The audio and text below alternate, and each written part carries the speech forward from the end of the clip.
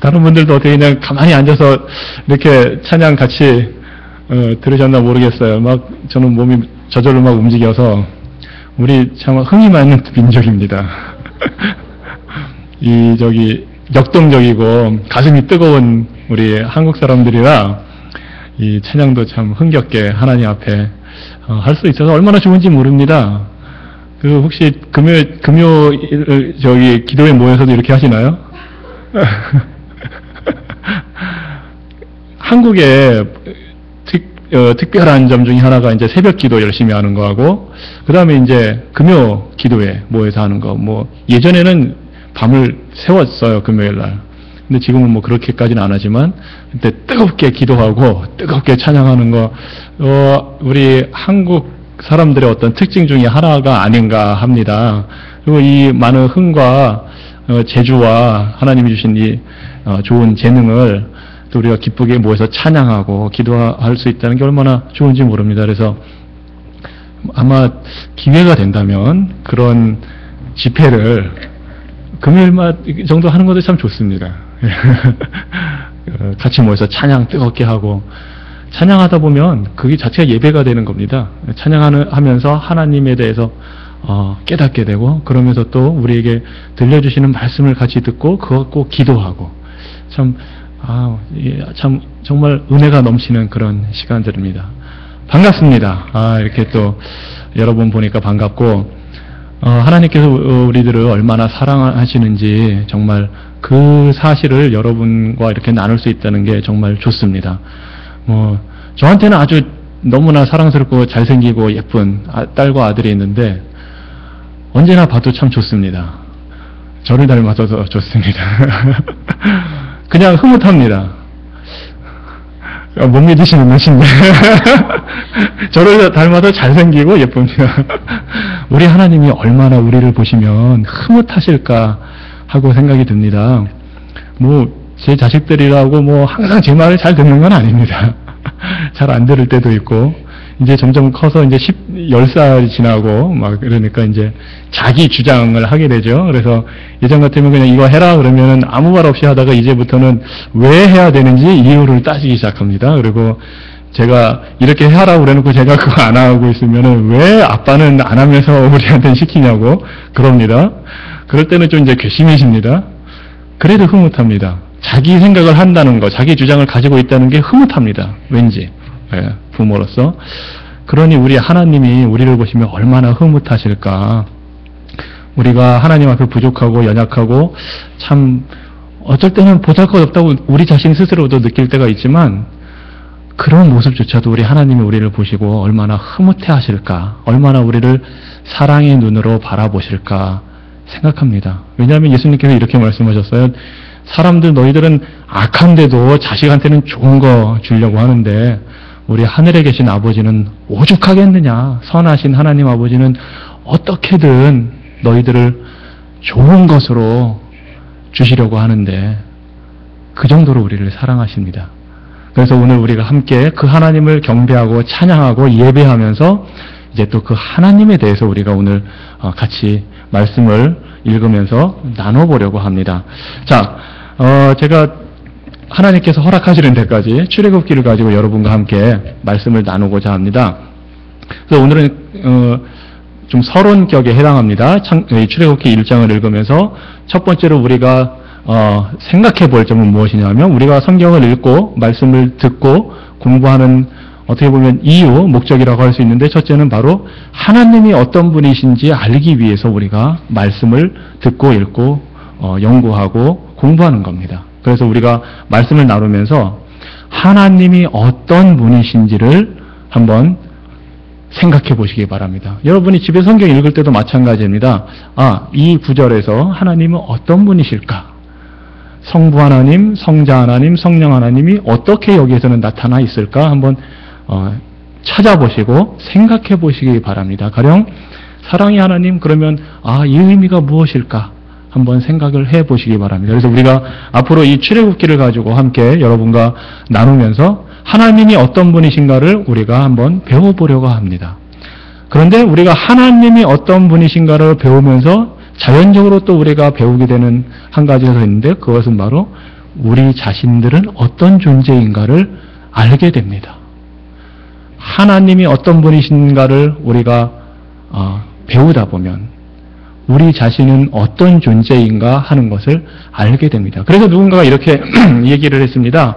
하나님을 아는 지식과 우리 사람이 누구인가를 아는 지식은 밀접하게 연결되어 있다. 어느 하나만 떼어서 볼 수는 없다. 이렇게 얘기를 했습니다. 특별히 하나님이 어떤 분이신지 알려면 우리 자신도 알아야 되고 또 우리가 어떤 존재인가를 알려면 그 하나님 앞에 서 있는 우리 인간이라는 존재가 어떠한가를 알아야 합니다. 그래서 하나님을 아는 지식과 우리 인간에 대한 지식, 나 자신에 대한 이해는 밀접하게 연결이 되어 있습니다. 한번 생각해 보십시오. 이 성경 66권에서 하나님에 대해서 알겠다고 작정을 하고 하나님이 나오는 부분, 하나님에 대한 언급이 있는 부분만 다 읽고 우리 사람에 대한 부분을 싹 제껴둔다면 그 하나님, 우리가 발견한 하나님이 어떤 하나님일 것 같습니까? 또는 반대로 우리 인간이 어떤 존재인가를 알아보자고 하나님이 나오는 부분은 싹 제껴두고 우리 인간에 대한 부분만 본다면 그 이해가 어떻겠습니까? 반쪽짜리도 안 될 겁니다. 그래서 우리 하나님에 대한 이해와 우리 인간에 대한 이해는 밀접하게 연결이 되어 있다는 것을 이제 당장 1장부터 읽다 보면 알게 되실 겁니다. 근데 이것이 중요한 게요. 역사적으로 인류는 항상 하나님에 대해서 궁금해했습니다. 신에 대해서. 그래서 뭔가 하나님을 찾고 하나님이 어떤 분인가 하는 걸 알기 위해서 나름대로 노력을 하는데 성경에서 신학에서는 그것을 일반 은총, 일반 계시라고 합니다. 그래서 심지어 믿지 않는 사람들도 다른 종교를 가진 사람들도 신은 있다, 하나님은 있다 하는 것을 태고적부터 옛날부터 다 받아들였습니다. 사실 자연스러운 일입니다. 아담의 후예로 모든 인류가 나왔으니까 어떻든 전해 들은 게 있기 때문에 그리고 양심이 있기 때문에 또 자연 만물을 보면 이 멋진 자연, 이 엄청난 자연을 지은 신이 하나님이 있을 거다 하는 것을 누구나 다 알 수 있습니다. 그리고 또 우리 인간이 누군가 하는 것에 대해서도 옛날부터 연구를 많이 해왔습니다. 요즘 같으면 경제학에서도 사회학에서도 심리학에서도 우리 사람에 대해서 연구를 합니다. 이 모든 것이 자연 계시 일반 은총이라고 할 수가 있습니다. 그렇지만 그것 가지고는 정말 하나님이 누구신지, 우리가 섬기는 하나님이 누구신지, 그 하나님 앞에 서 있는 우리 인간의 모습은 어떤지는 알 수가 없습니다. 그래서 우리에게 특별 계시, 특별 은총으로 이 말씀을 주셨습니다. 세상의 지식과 인간의 경험으로는 알 수 없는 부분이 바로 여기 하나님 말씀에 있습니다. 그것이 우리가 하나님의 말씀을 읽고 듣고 연구해야 하고 공부해야 할 이유입니다. 세상 사람들은, 세상의 지식은 우리가 하나님 앞에서 죄인이란 것을 가르쳐 주지는 못합니다. 나쁜 사람, 악한 사람이 있다는 건 알지만 하나님 앞에서 우리가 죄인이라는 사실을 이 세상의 일반 계시나 일반 은총으로는 깨닫기가 어렵습니다. 그러다 보니 우리 인간에 대해서 잘 알지 못하니까 우리가 섬기는 하나님이 정말 어떤 분인지도 잘 알지 못하는 일이 벌어집니다. 그래서 우리는 말씀을 읽고 이 말씀에서 주시는 하나님에 대한 이해, 우리 인간에 대한 이해를 발견해야 됩니다. 그런데 이제 좀 어려운 점이 있습니다. 성경 말씀 다 읽기가 참 쉽지는 않습니다. 어렵습니다. 인내를 필요로 합니다. 앉아서 3장, 4장, 5장 넘어갈수록 점점 생각도 많아지고 다른 생각도 나고 현실적으로 또 바쁘기도 합니다. 하루 종일 일하고 밥해 먹이고 자녀들 케어하고 하다 보면 시간 빨리 지나갑니다. 참 힘듭니다. 또 읽으면서 이해가 금방금방 되면 모르겠는데 쉽게 되지 않는 부분도 많고 어려운 내용도 많습니다. 노력하셔야 됩니다. 그런데 그냥 우리 자신만 노력하면 힘들 텐데 좋은 방법이 있습니다. 성령 하나님의 인도하심을 구하는 것입니다. 예수님께서 말씀하셨습니다. 구해라, 두드려라, 찾으라, 그러면 주실 것이다, 열릴 것이다. 그 비유로 말씀하시면서 바로 다음에 기도하라고 말씀하시는 겁니다. 구하라, 찾으라, 두드리라는 게 기도하라는 건데 그렇게 하나님께 기도하면 성령을 선물로 주신다 말씀하십니다. 우리가 성령의 역사와 인도하심이 있을 때 이 말씀을 바로 이해하고 깨닫게 되는 겁니다. 그래서 여러분들이 말씀 보시면서 기도하십시오. 성령 하나님, 저를 좀 도와주셔서 이 말씀 잘 깨닫게 해주십시오. 그리고 또 야고보 사도가 이렇게 얘기했습니다. 지혜가 부족하거든 꾸짖지 아니하시고 후히 주시는 하나님께 기도해라. 이 말씀 잘 이해하기 위해서 지혜가 필요합니다 하고 하나님께 기도하시기 바랍니다. 그 기도하시면서 말씀 읽다 보면 성령 하나님께서 깨닫게 해주시고 또 우리의 눈을 열어서 하나님의 말씀을 제대로 이해할 수 있도록 해 주십니다. 자, 그래서 항상 우리가 이제 말씀 보고 말씀 듣고 할 때마다 기도하면서 이 말씀을 대할 텐데요. 최근에 흥미로운 제가 뉴스를 한 가지 봤는데 그 진화론을 주장했던 찰스 다윈의 그 기록 중에서 자신은 성경을 믿지 않는다. 그리고 예수님을 믿지 않는다고 기록한 부분이 공개가 됐다고 합니다. 진화론을 만들었으니까 아마 무신론자일 거다라고 사람들이 추측은 했는데 본인이 직접 기록했던 게 이렇게 공개된 거는 아마 이번 뉴스를 통해서 저는 알게 됐습니다. 이게 뭘 의미하냐면 하나님이 어떤 분인지 우리 인간이 어떤 존재인지를 말씀을 통해서 바로 깨닫지 못한다면 이런 얘기를 하게 돼 있는 겁니다. 사람들은 자기가 생각하고 자기의 이성과 자기의 지식이 가라는 방향대로 따라가게 됩니다. 성령의 도우심과 인도하심과 하나님께서 주시는 지혜로 말씀을 보지 않는다면 이제 난 말씀도 믿을 수가 없다. 예수님도 믿을 수가 없다. 다윈이 살던 시대는 굉장히 영국의 종교적인 그 성공회를 비롯해서 감리교단도 있었고 그래서 굉장히 종교적인 사회였기 때문에 그 말 뒤에다가 죄송하지만 저는 믿을 수가 없습니다. 이렇게 했다는 건데 이런 일이 벌어집니다. 우리 권사님이 애타게 정말 진리를 수호하기 위해서 기도를 하셨는데 진리를 우리가 바로 지키는 것은 말씀밖에 없습니다. 그래서 이 말씀 위에서 진리를 붙들고 말씀으로 무장되는 여러분들이 되시기를 주님 이름으로 간절히 소원합니다.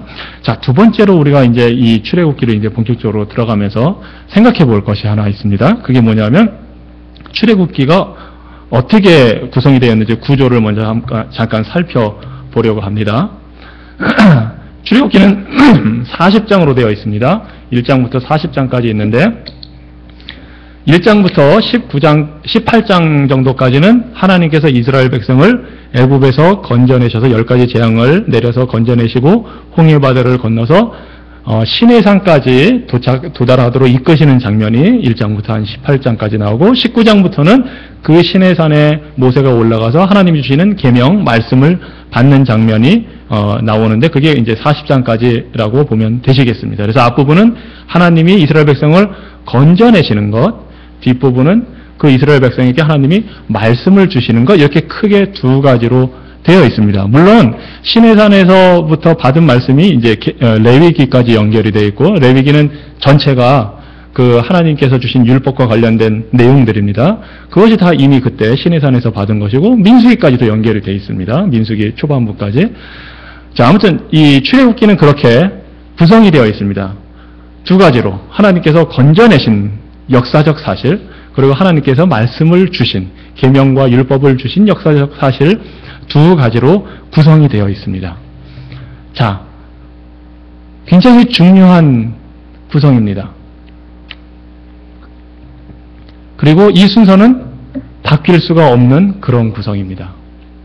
이것이 무엇을 알려주냐 하면 우리에게 우리가 소망하고 바라는 구원이 무엇인가를 이 출애굽기를 통해서 지금 알려주고 계시는 겁니다.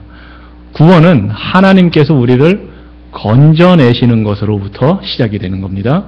하나님께서 이스라엘 백성을 애굽에서 포로 생활에서 건져내신 것처럼 우리를 죄와 사망에서 건져내신 것으로 시작해서 하나님께서 시내산에서 이스라엘 백성에게 율법과 계명과 말씀을 주신 것처럼 지켜야 하고 따라야 할 말씀을 주신 것처럼 우리에게도 지켜야 하고 따라야 할 말씀을 주시는 것으로 구성이 된다는 것을 지금 보여주는 겁니다. 어떤 사람들은 구원을 앞부분 건져내는 것으로만 생각하는 경우가 있습니다. 그래서 하나님께서 이스라엘 백성을 애굽에서 건져내신 것, 이것이 구원이다. 하나님께서 나를 죄와 사망에서 건져내신 것이 구원이다 하고 여기에서 그냥 멈추는 경우가 있습니다. 주로 그렇게 되다 보면 어떤 식으로 이제 하나님을 이해하게 되냐 하면, 하나님, 나를 이 죄와 사망에서 구원해 주셨으니 얼마나 나를 사랑하시는지 알겠습니다. 저를 이토록 사랑하시는데 이제 제가 원하는 대로 좀 해 주십시오 하고 자신의 원하는 것, 자신의 의지, 자신의 방향대로 하나님을 때를 써서 이끌어 가려고 하는 경향이 생기게 됩니다. 그런 흐름 중에 하나가 기복신앙이고 번영신학이라고 하는 것입니다. 말하자면 하나님이 나를 이렇게 사랑해서 죄와 사망에서 건져주셨으니까 나한테 이제 잘 되도록 앞으로는 복을 주셔야 하는 것 아닙니까? 그것이 하나님의 모습, 정말 하나님다운 모습 아닙니까? 하고 믿게 되는 겁니다. 그런데 이 출애굽기의 구조는 그렇게 되어 있지 않습니다. 하나님께서 이스라엘 백성을 애굽에서 그냥 건져내서 딱 그 상태로 놔두고 자 이제 너희들 해방이다, 마음대로 해라 하지 않으셨다는 겁니다. 노예 상태에서 건져내서 자 너희가 자유를 가졌다, 너희가 자유를 얻었으니 너희 마음대로 해라, 진정한 자유를 누릴 것이다 하지 않으셨다는 사실입니다. 이제 예수님께서도 이제 언급하신 그런 부분이 있는데, 우리 사람에게, 영적인 존재인 우리 사람을 죄와 사망에서 건져서 그냥 놔두면 아무것도 채워지지 않는 빈 상태로 가만히 있거나 스스로 인간이 알아서 잘 할 수 있는 뭔가 하나님이 원하는 방향으로 살아가는 존재가 되지를 않습니다. 영적으로도 우리가 죄의 권세, 악한 사탄의 권세에서 놓여서 해방되면 저절로 그 상태가 좋아지는 것이 아니라 오히려 영적으로 빈 공간이 있으면 하나님의 영으로 채워지지 않으면, 성령으로 채워지지 않으면 다시 악한 영이 자리를 차지하려고 들어옵니다.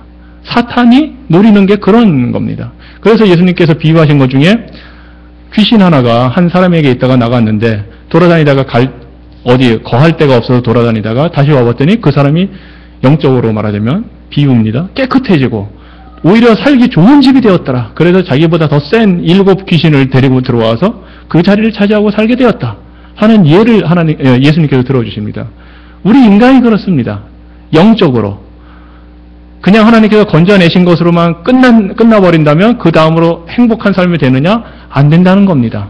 뭔가 우리 인간은 채워야 하기 때문에 자신의 욕망으로 채우든지 사탄의 영으로 채우든지 하게 되어 있다는 겁니다. 그리고 또 하나, 건져낸 것으로만 구원을 생각하면 그 다음 문제가 뭐냐면 이것과 이제 연결이 되는 건데, 사람들은 자기가 원하는 방향으로 이제 해버리려고 합니다. 그래서 야, 내가 구원받았는데 이제 구약의 율법을 뭐하러 지킬 필요가 있느냐? 나는 내 마음대로 살겠다. 초대교회 때부터 그런 사람들이 있었습니다. 그래서 거리낌 없이 죄를 지키기 시작합니다. 왜냐? 나는 구원받은 사람이니까. 나는 하나님의 자녀가 됐으니까 내가 뭐를 하든 나는 이미 구원받았는데 무슨 문제가 있겠느냐? 그래서 비윤리적이고 비도덕적인 일도 거리낌 없이 할 수 하게 됩니다. 그거를 자유라는 이름으로 하는 겁니다. 나는 자유인이다. 나는 뭐든지 할 수 있다. 그런데 성경에서 말하는 구원, 이 출애굽기에서 말하는 구원은 그게 다가 아닙니다.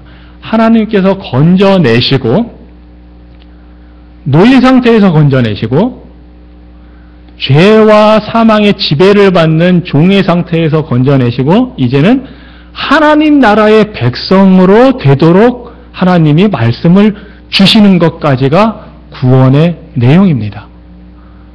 마음대로 살아라가 아니고, 구원받았으니 너 마음대로 살아라, 네가 원하는 거 다 해라가 아니고, 이제는 네가 죄에 지배받지 않고 애굽 왕의 지배받지 않는 사람이 되었으니 이제 나를 섬기고 살아라 하는 것이 하나님의 우리를 구원하신 목적입니다.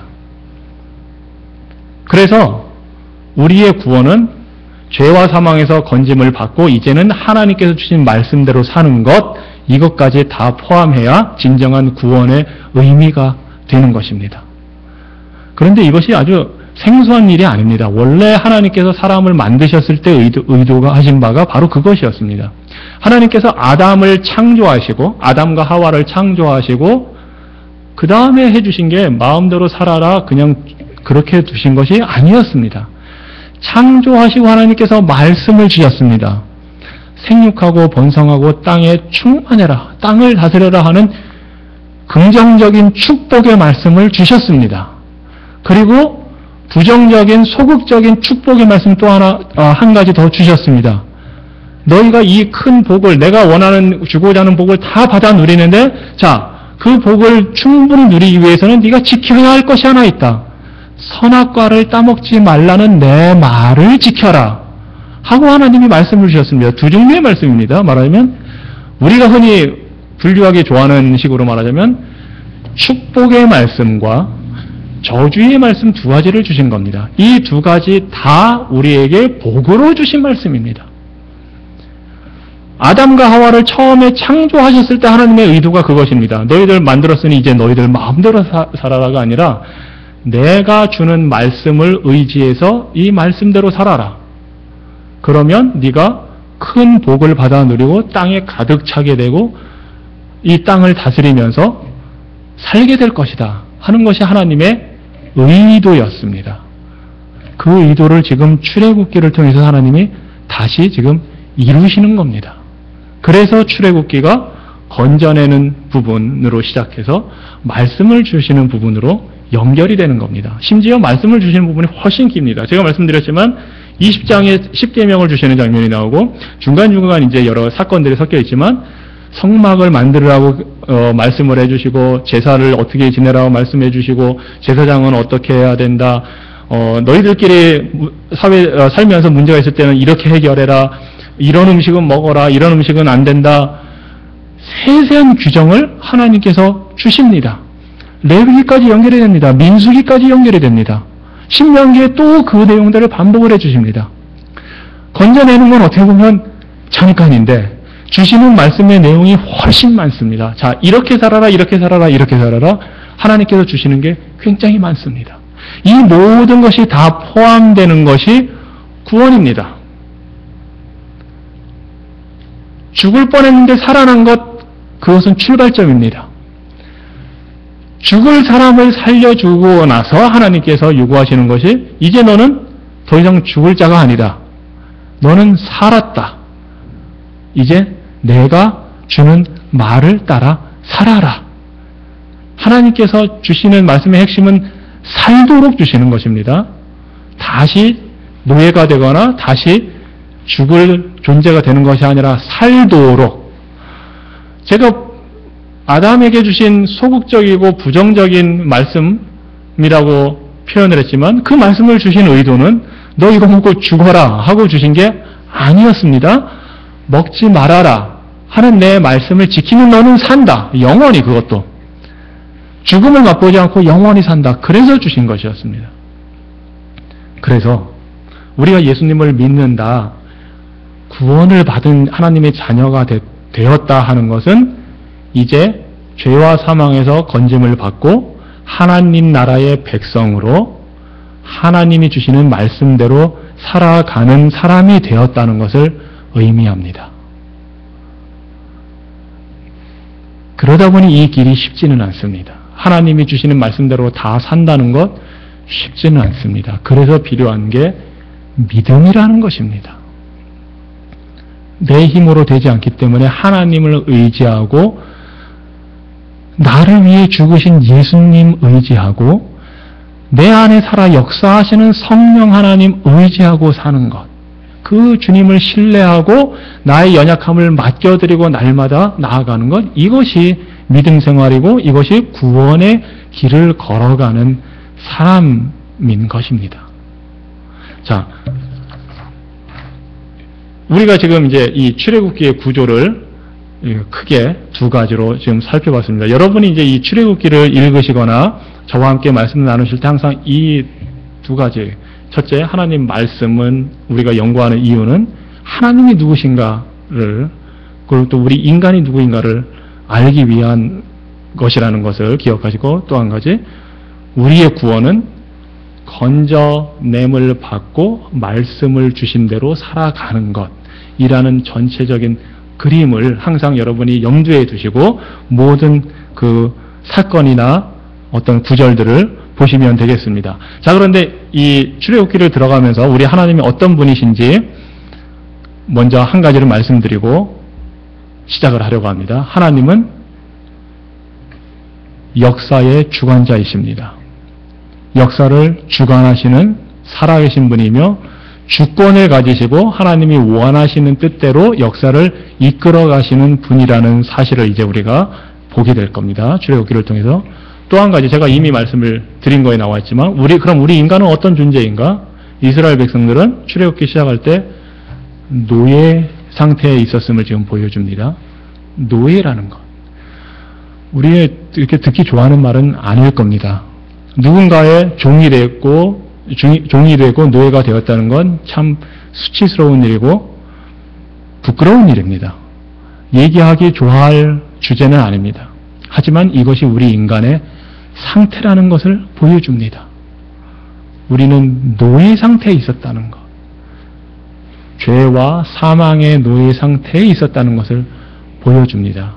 예수 그리스도로 인해 이제 우리가 죄의 노예에서 자유인이 된 것뿐인데 어떤 자유인이 되었느냐? 그리스도의 종으로서 자유인이 됐다는 것을 이제 우리가 알게 될 겁니다. 사도 바울이 그렇게 얘기를 했습니다. 이제 우리는 죄의 종이 아니라 그리스도의 종이다. 우리는 죄의 노예가 아니라 예수 그리스도의 노예다. 자유로운 노예가 되었다는 것을 뜻합니다. 제가 말씀드렸지만 우리 사람은 영적으로 진공 상태, 빈 상태로 있을 수가 없습니다. 누군가를 섬겨야 합니다. 그래서 사람들이 자신이 섬기고 싶은 신들을 만들어내는 겁니다. 자신들이 원하는 신을 만들어내서 섬기는 겁니다. 심지어 어떤 사람들은 자기 자신을 섬깁니다. 내가 원하는 걸 이루기 위해서 내 힘으로 하겠다. 자기 자신을 섬깁니다. 그래서 모든 인간은 누군가의 노예입니다. 궁극적으로. 누군가의 종입니다. 내 욕망의 종이거나 내 이성의 종이거나 내가 만들어낸 신의 종이거나 누군가의 종입니다. 그 상태를 벗어나와서 나는 자유인이 됐다. 그래서 내 마음대로 하겠다 하는 순간 다시 자기 자신의 노예가 되는 겁니다. 그래서 우리는 엄밀하게 말하면 항상 누군가의 노예의 종이 되어야 하는데 그 누군가가 바로 중요한 대상입니다. 내 자신의 노예와 종이 될 거냐? 다른 사람의 노예와 종이 될 거냐? 우리가 다른 사람의 노예와 종이 되는 건 절대로 용납하기 어렵습니다. 그렇죠? 그런데 내 자신의 노예와 종이 되는 것은 사람들이 개의치 않습니다. 내가 만들어낸 신의 노예와 종이 되는 것도 신경 쓰지 않습니다. 우리는 살아계신 하나님, 역사의 주관자이신 하나님, 이 세상을 창조하시고 주관하시는 그 하나님의 종이 되어야 그때에서 진정한 행복과 자유를 누리게 되는 겁니다.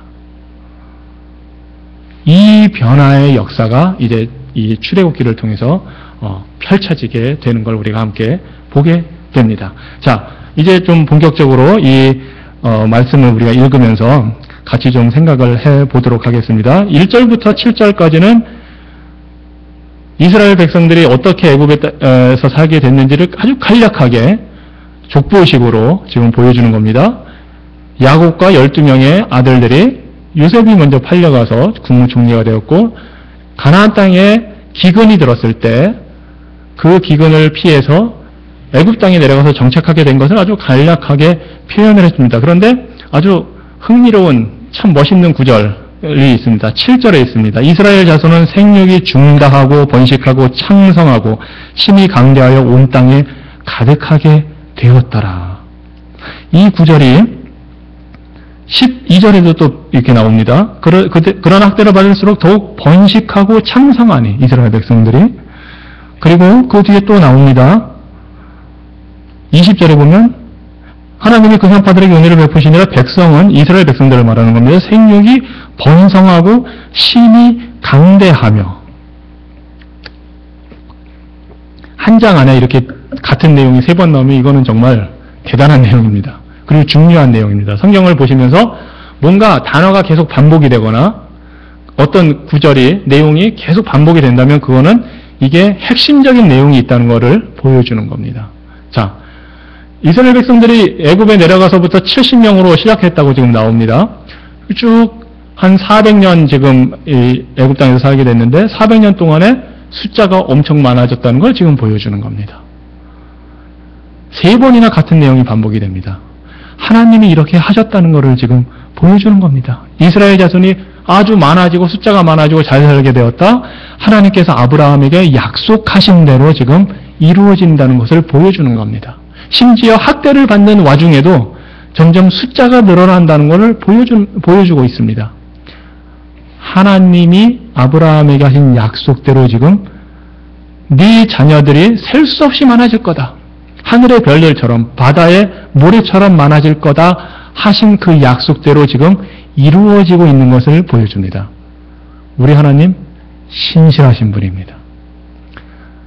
500년도 더 전에 이 상황에서 아브라함에게 하신 약속이 그대로 이루어지도록 하나님께서 이스라엘 백성들에게 복을 주고 보호하고 계신다는 걸 지금 보여주는 겁니다. 그리고 이 구절들이 사실은 아브라함에게 하신 내용뿐만이 아닙니다. 홍수 위의 노아에게도 똑같은 얘기를 하셨습니다. 번성하고 땅에 충만해라. 땅을 다스려라.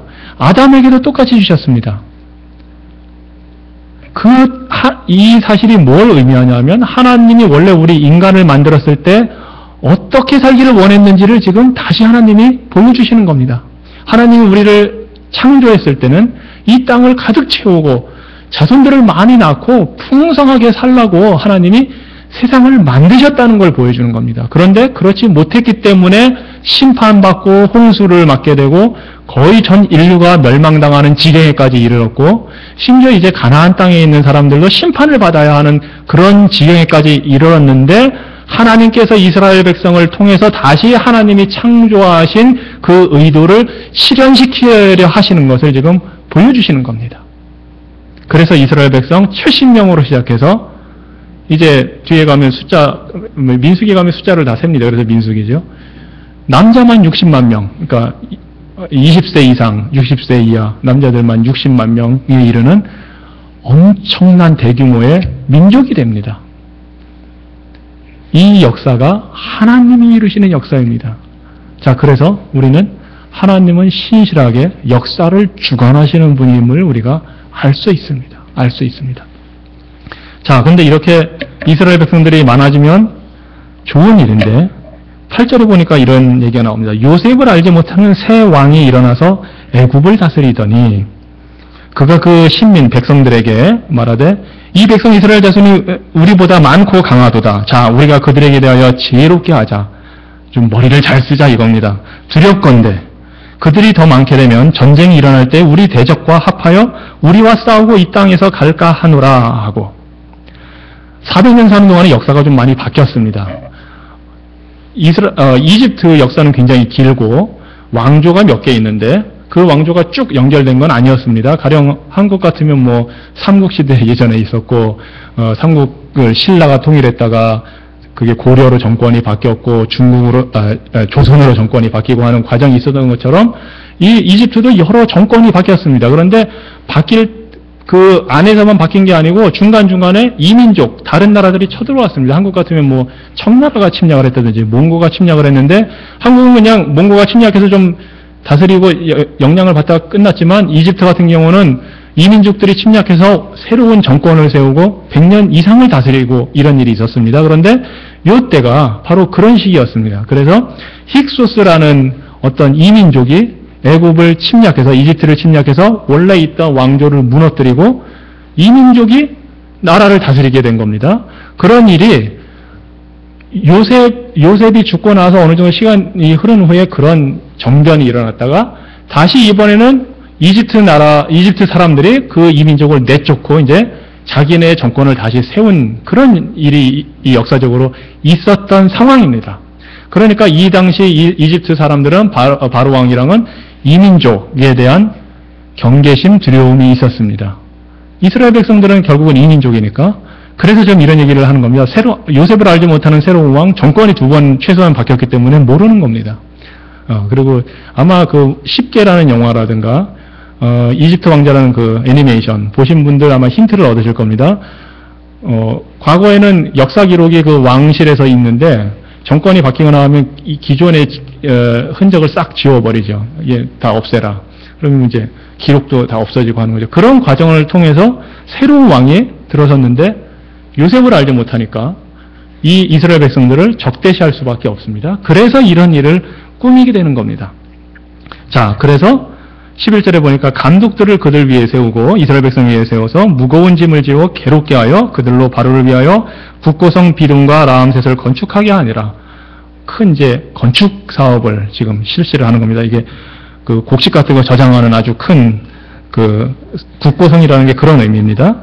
자, 그러나 학대를 받을수록 더욱 번식하고 창성하니 이것이 하나님의 역사입니다. 학대를 받고 힘들면은 이 숫자가 줄어들 줄 알았는데 이스라엘 백성들의 숫자가 늘어나는 겁니다. 계속.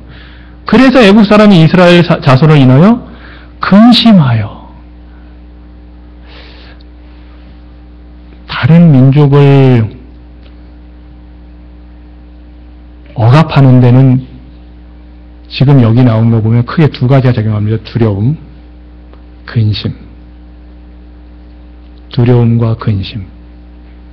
우리 인간이 가지고 있는 아주 본능적인 감정인데 어느 누군가를 향해서 두려워하고 근심을 갖게 되면 어떤 생각을 하게 되면 지금 이집트 바로 애굽왕처럼 없애버려야겠다. 같이 있어서는 안 되겠다. 이런 생각을 하게 됩니다. 지금 우리 인간이 어떤 존재인가를 보여줍니다.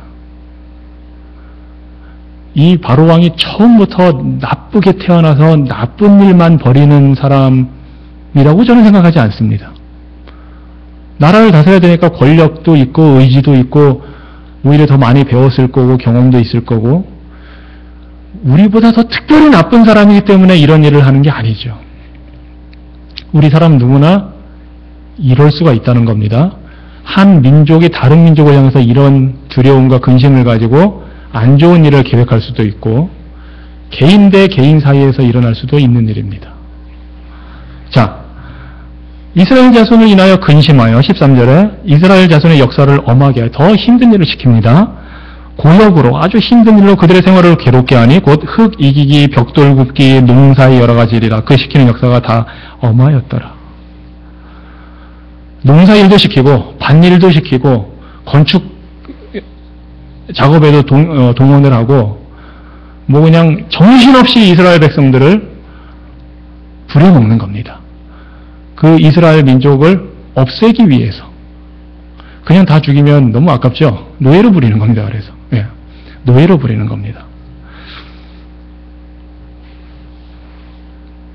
그래도 그런 게 안 되니까 15절에 이렇게 합니다. 애굽 왕이 히브리 산파 시브라라 하는 자와 부하라 하는 자에게 일러 가로되 너희는 히브리 여인을 위하여 조산할 때 아기들 낳을 때 살펴서 남자여든 죽이고 여자여든 그는 살게 두라. 그러나 산파들의 하나님을 두려워하여 애굽 왕이 명을 어기고 남자를 살린지라. 자, 이제는 직접 죽이는 일을 하려고 하는 겁니다. 그래서 아기들을 이제 요즘으로 말하면 태아감별하는 겁니다. 그래서 남자는 죽이고 여자애는 살려두고 남자를 다 죽이면 남자애들 다 죽이면 대가 끊기는 거고 여자애들은 자기네가 데려다가 결혼해서 살면 되거든요. 그래서 지금 이렇게 하는 겁니다. 놀라운 일입니다. 애굽 왕이 이스라엘 백성을 지금 끝내려 하는 겁니다. 이건 하나님의 역사, 하나님의 구원 사역에 대한 정면 도전입니다. 하나님께서 아브라함에게 약속을 하셨습니다. 네 씨를 통해서 너의 자손을 크게 할 건데 네 자손뿐만 아니라 모든 열방이 모든 인류가 복을 받게 하겠다. 말하자면 예수 그리스도 메시아에 대한 예언을 지금 말씀을 하나님께서 아브라함에게 하신 겁니다. 지금 모든 남자아이들을 싹 없애버리면 아브라함의 배가 끊기게 되는 겁니다. 씨가 없어지게 되는 겁니다. 오실 메시아 예수 그리스도가 오실 수 없게 되는 겁니다. 그 일을 지금 바로 왕이 하고 있는 겁니다. 이거는 단지 정치적인, 사회적인 이슈 때문만은 아닙니다. 영적인 이유가 있기 때문입니다. 이게 사탄의 역사입니다. 하나님의 백성들이 구원받는 일을 일어나지 못하도록 미리 지금 작업을 하는 겁니다. 이런 일이 또 한 번 일어납니다. 예수님 때 헤롯 왕이 유대인의 왕이 태어났다라는 소식을 들으니까 애기들을 죽이라고 명령합니다. 베들레헴 지역에. 그 씨를 없애버리려고 하는 것이 사탄의 계략입니다. 그래서 하나님의 구원 역사가 이루어지지 못하도록 하는 것. 이건 단순히 유대 민족의 역사적인 그냥 사실로 끝나는 게 아니고 영적으로는 우리에게까지 영향을 미치는 일입니다. 그런 일이 이미 지금으로부터 약 3,500년 전에 있었던 겁니다. 그리고 지금으로부터 2,000년 전에 예수님이 오실 때 또 일어나는 겁니다. 하나님께서 아브라함에게 약속을 해주셨습니다. 너를 축복하는 자를 내가 축복하고 저주하는 자를 저주하고 너의 씨를 통해서 크게 하겠다, 복을 받게 하겠다 하신 그 말씀을 이 땅에서 이루어지지 못하게 하려고 사탄이 역사를 하는 겁니다. 사탄은 애초부터 하와에게 접근했을 때부터 그런 의도로 접근을 했던 겁니다. 그런 일이 지금 일어나고 있는 겁니다. 자, 그런데 이 명령을 받은 산파들이 하나님을 두려워해서 애굽 왕의 명을 어기고 아이들을 살려줍니다. 그랬더니 18절에 애굽 왕이 산파를 불러서 그들에게 이르되 너희가 어찌 이같이 하여 남자를 살렸느냐? 산파가 바로에게 대답하되 히브리 여인은 애굽 여인과 같지 아니하고 건장하여 산파가 그들에게 이르기 전에 해산하였더이다 하매. 쉽지 않은 일입니다. 저는 이 장면 보면서 사실은 2차 대전 때 있던 유대인 학살 홀로코스트도 겹쳐집니다. 참 묘합니다. 하나님이 선택한 민족을 없애려고 하는 시도가 3,500년 전, 2,000년 전, 약 50년, 60년 전에 일어납니다. 물론 예수님이 오시기 전과 후는 또 좀 다른 얘기지만 묘합니다. 하나님이 택한 백성을 어떻게든 사탄은 없애버리려고 합니다. 역사 속에서 실제로. 자, 그런데 이 두 사람, 오늘 식으로 표현하면 산부인과 의사죠. 산부인과 의사 둘이 애굽 왕의 명을 어기고 살려줍니다. 쉽지 않은 일입니다. 쉽지 않은 일입니다. 독일에서 유대인들을 학살할 때에도 대부분은 찬성하고 독일인의 90% 이상이 나치를 지지하고 찬성하고 90%뿐만이겠습니까? 소수를 빼고는 다 그렇게 했습니다. 그런데 그 중에서도 영화로는 특별히 알려진 게 쉰들러 리스트가 있고 약간 역사적 사실이냐 아니냐에 논란이 있지만 그런 사람들이 있었습니다. 코리 텐북 여사 같은 경우도 그렇고 이 유대인들을 숨겨주고 살려주고 그것 때문에 잡혀가서 옥살이도 하고 사형도 당하기도 하는 그런 일. 하나님의 백성을 살려주고 지키기 위해서 노력하는 사람들이 있었습니다. 그리고 약간 상황은 다르지만 지금 이걸 보면서 또 드는 어떤 최근 사례가 뭐냐 하면 켄터키주에서 그 클럭 있잖아요. 킴 데이비스라고 정부의 명령을 자신의 양심을 지키기 위해서 따를 수가 없다. 나는 그렇게 한 그런 사람들도 생각이 납니다. 하나님의 어떤 그 말씀을 따라 사는 것, 이 세상을 지배하는 왕의 명령이 아니라 하나님의 계획과 말씀을 따라 산다는 것 쉽지 않은 일입니다. 쉽지 않은 일입니다. 그래서 그 킴 데이비스도 감옥에 갔죠. 풀려나긴 했지만 감옥에 갔고 그런 대가를 치러야 하는 일을 지금도 여전히 많은 사람들이 하나님의 백성으로서 하고 있는 겁니다. 자, 이 사람들에게 20절에 보니까 하나님이 그 산파들에게 은혜를 베푸시니라. 놀라운 하나님의 역사입니다. 하나님이 그 산파들에게 은혜를 베푸시니라. 백성은 생육이 번성하고 그래서 이스라엘 백성은 계속 불어나고 21절에 보니까 산파는 하나님을 경외하였으므로 하나님이 그들의 집을 왕성케 하신지라. 왕성케 하신지라. 이 경우에는 하나님이 이 산파들을 지켜주셨습니다. 사실 이 산파들이 이집트 사람인지 히브리 사람, 말하면 이스라엘 백성 중에서 말하면 산부인과 의사였는지는 정확하게는 모릅니다. 우리가 확실하게 알 수 있는 건 애굽 왕의 이름은 기록이 안 돼 있지만 이 두 사람의 이름은 성경에 기록돼서 우리가 알 수 있다는 겁니다. 놀랍지 않습니까? 그리고 이 사람들에게 하나님이 은혜를 주셔서 이 사람들의 집을 오히려 번성하게 해주셨다는 겁니다. 하나님은 하나님의 백성을 돌보고 하나님의 자녀들을 도와주고 살 수 있도록 해주는 그 사람들을 하나님은 기억하십니다.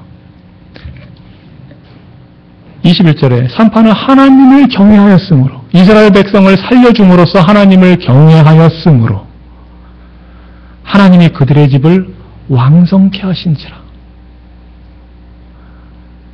우리가 하나님의 백성을 돌봐주고 하나님의 자녀를 지키기 위해 우리가 수고한다면, 때로는 이 경우처럼 목숨까지도 내놓고 한다면 하나님이 은혜를 베풀어 주신다는 겁니다. 물론 이 결과가 다 해피엔딩으로 끝나지 않을 수도 있습니다.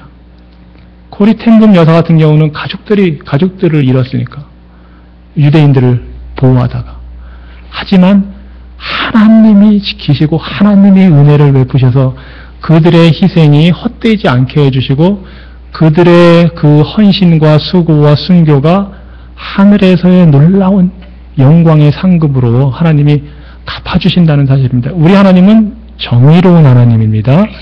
정의의 하나님입니다. 그래서 행한 대로 갚아주십니다. 우리가 이런 선을 행할 때에 하나님께서 갚아주십니다. 하나님이 갚아주십니다. 그래서 예수님이 이렇게 말씀하시는 겁니다. 너한테 되갚을 수 있는 사람을 초대하거나 도와주려고 하지 마라. 너한테 갚을 수 없는 사람을 초대하고 도와줘라. 말하자면 가난한 사람, 집 없는 사람, 불쌍한 사람, 고아들, 과부들 도와주라는 겁니다. 그러면 그 사람들이 너를 갚을 수가 없다. 가난하고 힘드니까. 대신에 하나님이 갚아주신다. 하늘의 상급이 있다. 여러분 주변에 친구 할 거 없이 같이 모여서 초대해서 잔치를 즐기는 거 좋은 일입니다. 그런 좋은 일이 있을 때 저도 불러주시면 기꺼이 갑니다. 하지만 그렇게 하면 인정상 누군가가 한 사람 초대하면 이 사람은 또 갚아줘야 되고 왔다 갔다 하는 게 있는 게 인지상정이지 않습니까? 그런데 예수님은 그렇게 할 수 있는 사람들과만 하지 말고 너를 선행을 베풀었을 때 갚을 수 없는 그런 지경의 형편에 있는 사람들한테 해라. 그러면 하나님이 갚아주신다. 하나님이 해주신다. 예수님이 말씀하십니다. 예. 도와주지 않으면 죽을 유대인. 그 사람들을 살려주는 것. 무슨 대가를 받겠습니까? 나중에. 2차 대전 당시에. 그런데 하는 것. 여러분 주변에 정말 힘들고 어렵게 살아가는 사람, 작지만 도와주는 것, 그 사람이 갚을 수 없는 그런 도움을 주는 것, 하늘나라의 보화를 쌓는 일입니다. 하나님이 은혜를 베푸십니다. 그런 일을 우리가 할 때에 특별히 믿는 하나님의 자녀들 중에 어려운 사람들을 우리가 도와야 합니다. 그게 신약 성경에서 계속 강조하는 겁니다. 아니, 같은 하나님의 자녀끼리 돕지 못하고 어떻게 하겠느냐? 이게 사랑이다. 너희 중에 가난하고 힘들고 어려운 자를 먼저 좀 도와줘라. 그렇게 해서 안 믿는 사람들도 보고 아 여기는 사랑이 있는 곳이구나 알게 좀 해라 이겁니다. 물론 구분 없이 돕긴 도와야 합니다. 하지만 믿는 자녀, 하나님의 같은 자녀들 중에 가난하고 힘들고 어려운 사람들이 있다면 도와야 됩니다. 그러면 하나님이 기억하시고 복을 주십니다. 22절에 사실 22절은 제가 볼 때는 2장으로 붙여서 넘어가야 되는데 그래서 여기까지만 하겠습니다. 자, 세 가지 좀 오늘 길어졌는데 기억하시기 바랍니다. 첫째, 하나님이 누구신가? 역사를 주관하시고 신실하게 약속을 이루시는 하나님.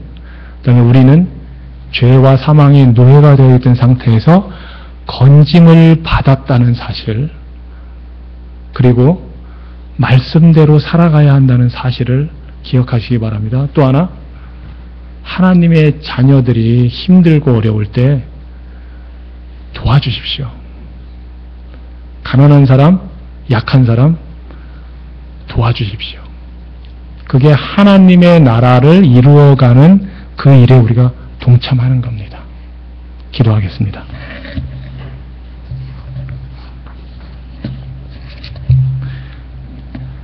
하나님, 우리 성도들이 하나님을 향한 열심과 하나님을 향한 사랑과 하나님 말씀에 대한 진리를 갈구하는 마음으로 주를 사모함으로 말씀을 듣습니다. 주님, 역사의 주관자이시며 우리의 삶의 인도자 되시고 우리의 구원자 되신 주님을 우리가 의지하고 바라보며 살기 원하오니 우리가 말씀을 읽고 듣고 연구할 때마다 말씀하여 주시고 성령께서 깨닫게 해주시고 지혜를 주셔서 주의 말씀을 우리가 깨달아 알고 행할 수 있도록 인도하여 주시옵소서. 예수님 이름으로 기도합니다. 아멘.